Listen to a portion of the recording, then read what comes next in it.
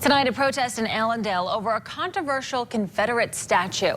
A few dozen people gathered this afternoon at the Garden of Honor in Allendale Community Park, calling for the statue to be removed. The statue in question features a Confederate and Union soldier back to back with a slave child between them. News 8's Whitney Burney heard from both sides of this controversial topic at today's protest at the park. I don't believe that this community, our community, wants to keep a symbol in the Garden of Honor that stands for brutal rapes, lynchings, whippings, and the enslavement of an entire race of people. Take it down! The message from protesters on Sunday was clear. Take it down!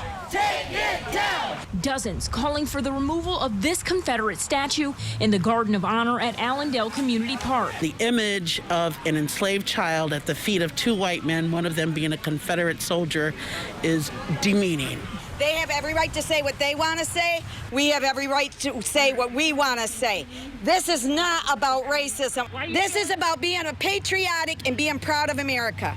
Counter-protesters, some of them armed, showing up saying just the opposite. This is a war memorial of honor. This is reconciliation. This is let's not repeat the mistakes of our ancestors.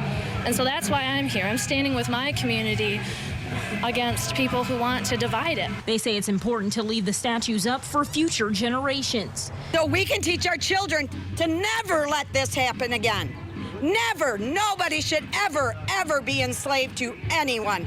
That's what it is. That's what they are, celebrations of genocide.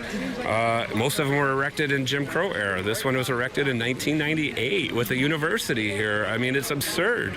And I don't think that it's I don't think it's out of place for us to ask for it to be removed.